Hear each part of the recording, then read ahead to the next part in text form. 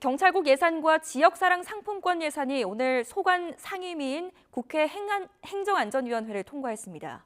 진통을 거듭한 끝에 여야가 접점을 찾은 건데 하지만 윤석열 정부의 핵심 사업 예산을 두고는 여야 대치가 이어지고 있는 만큼 예산안을 둘러싼 파열음은 당분간 계속될 것으로 보입니다. 국회 취재기자 연결해서 자세한 얘기 들어보겠습니다. 권남기 기자. 네, 국회입니다. 네, 오늘 행안위 전체 회의에서 경찰국 예산이 일부 삭감된 채 통과됐다고요? 네, 국회 행정안전위원회는 오늘 오후 내년도 행안부 경찰국 예산을 애초 정부 예산안에서 일부 삭감해 통과시켰습니다. 앞서 행안위 예산 소위에서 민주당 단독으로 전액 삭감한 것을 여야 합의로 되살렸습니다.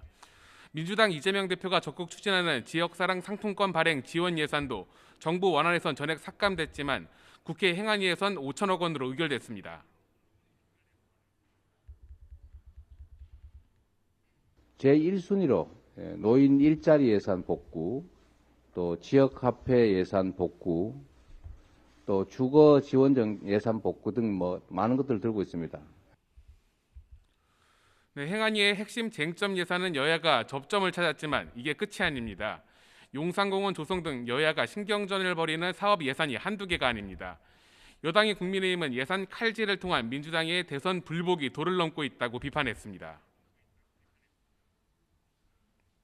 더불어민주당은 문재인 대통령이 지켜내지 못한 탈청와대 공약을 윤석열 대통령이 이루어낸 것이 아직도 못마땅하고 배가 아픈 모양입니다.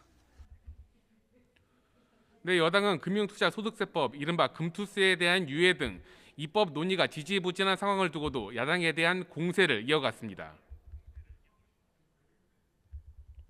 한 건도 여러분 도와준 적이 없습니다. 이런 야당 저희는 처음 봅니다. 부자 감세라고 하는 고약한 프레임을 씌워가지고 중산층을 죽이고 있습니다, 여러분. 반면 야당은 대통령실이 심사도 하기 전에 준예산을 검토하는 등 노력도 없이 다수 야당의 책임을 떠넘기고 있다고 반발했습니다. 정부와 여당의 행태가 눈뜨고 못 봐줄 지경이란 말까지 나왔습니다. 대통령실 눈치만 보지 말고 집권 여당답게 야당이 요구하는 민생예산 대폭 증액과 함께 혈세 낭비성 예산 등의 삭감, 초부자 감세 저지에 동참하길 바랍니다.